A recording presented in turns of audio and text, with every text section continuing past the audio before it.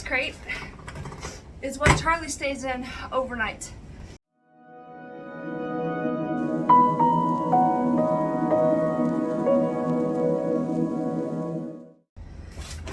Okay.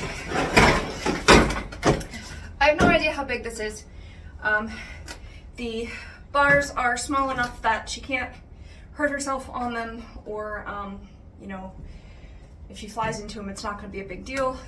They're metal, but they're thick. They're coated metal. So Charlie is a red-tailed hawk. Red-tailed hawks are native to the area that I'm in. It often gets below freezing here, but not below 0 Fahrenheit. Freezing is 0 Celsius, so I'm not going to do the math right now.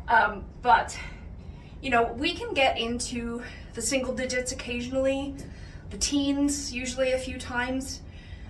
Otherwise, it hovers around freezing. It's January right now, and basically up through March, we have the possibility of, you know, below 20-degree weather.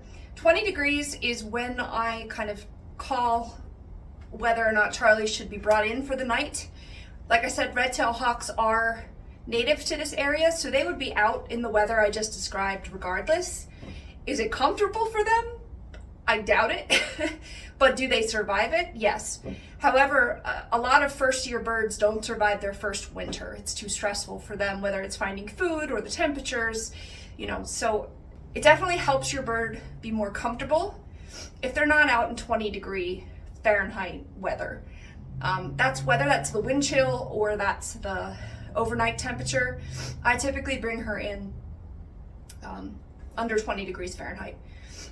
If it's not going to get above freezing during the day, I'll leave her out for a little while, because the shed doesn't have, it has a skylight, but it doesn't have great lighting.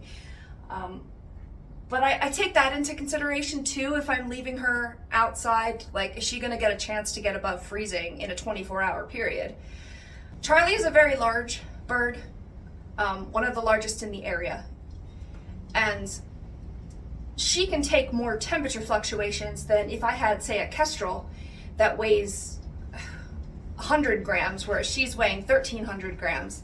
Kestrel is going to be extremely sensitive to the temperature changes. Are they out in the wild in this area too? Yes.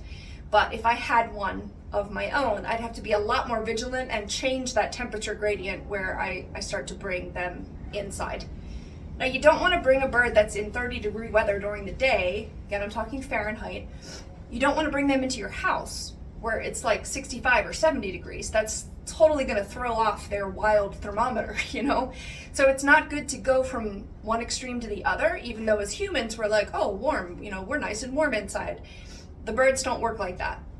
You can't humanize them in that way. You've got to understand their biology. So in where we are right now, where I do the start of her training and a lot of her training, we're in a large shed for human use. It's actually 2 stories. It's pretty awesome, but it's 4 walls enclosed. It's not insulated, but it's enclosed, so there's no wind in here. There's no rain or snow in here, we hope.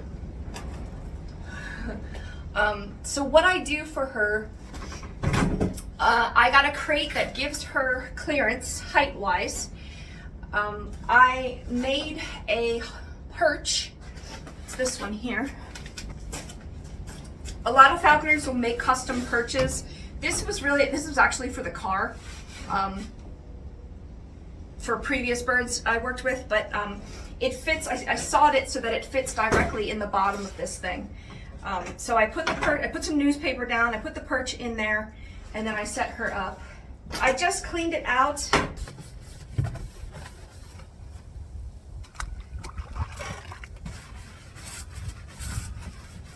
Is it completely poop-free? 100%? No. Clean, relative term with animals. You're gonna be dealing with a lot of poop. All right, this is still wet, but I'm going to pop it up here. Wish it had a handle. Oh, I just took you out. Why are you getting stuck?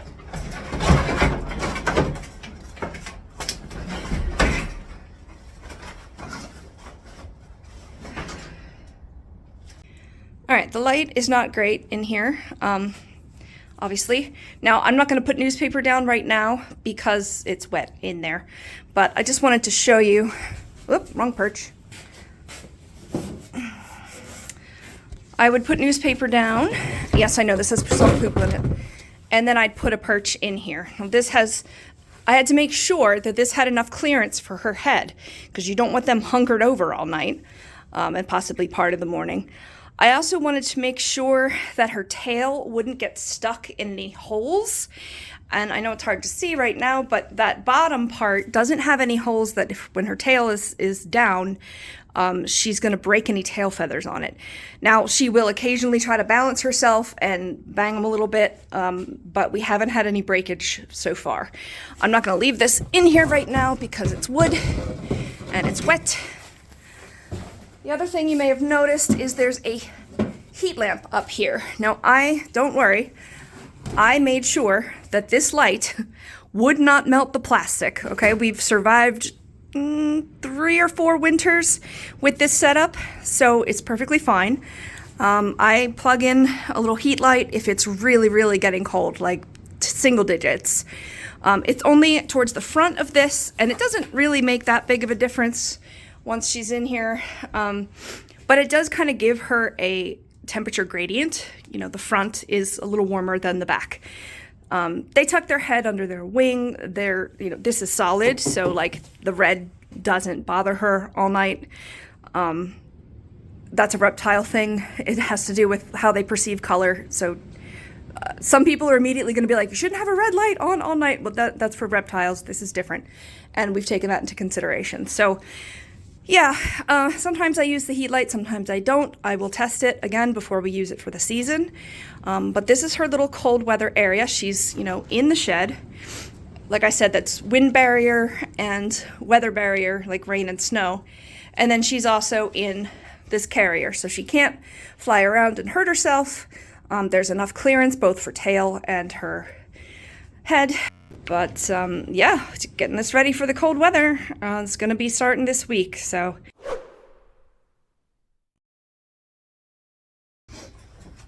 First thing I need to do is put newspaper down in it.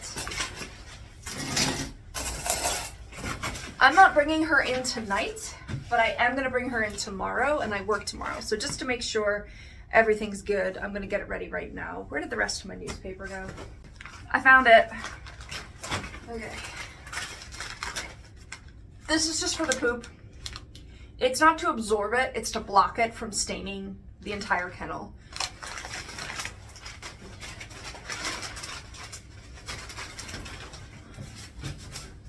I'm gonna lay it in thick.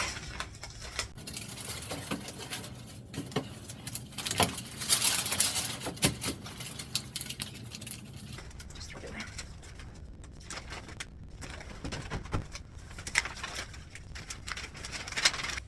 All right, I think that's good for now.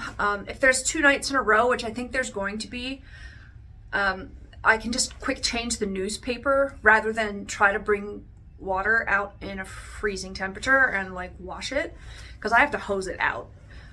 So this just kind of helps me to at least pick up the stuff that's on the bottom. There's gonna be poop on the sides too. That's just what hawks do.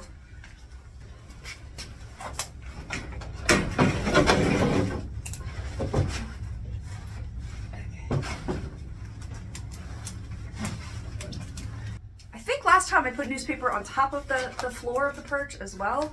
Again, just so I can like clean it up in the morning.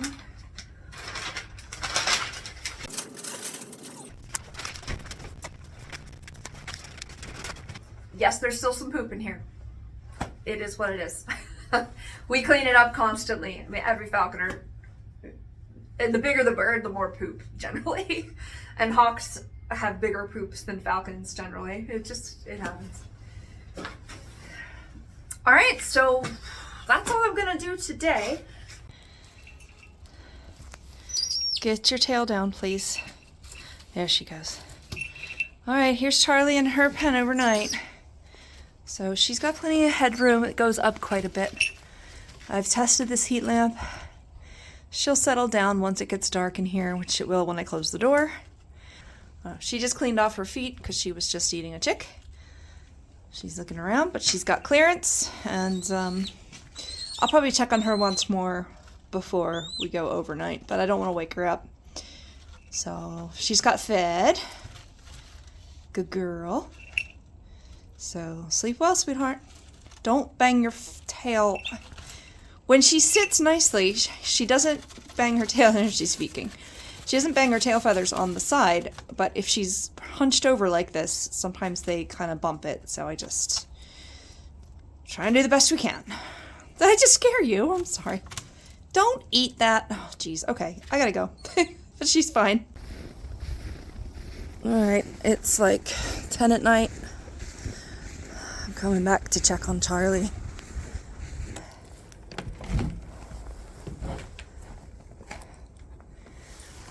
I don't want to wake her if she's sleeping. Did you hear me? Hi. Just showing that you're doing fine. Yes, you're all red. Hi. Oh, she put her head back. She's like, screw you, I'm going back to bed. Good girl. She's fine. I'm going back to bed too.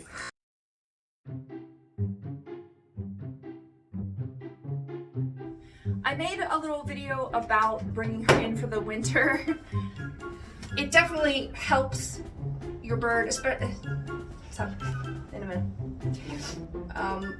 Charlie is one of the largest birds you can get for falconry, with a lot of exceptions, but just for a jet, or the biggest true hawk, Budio. Exhibitors are probably true hawks too. Anyway, I had a huge handful of it. I think it's at the house. These are never posted in order. I try, but it's impossible.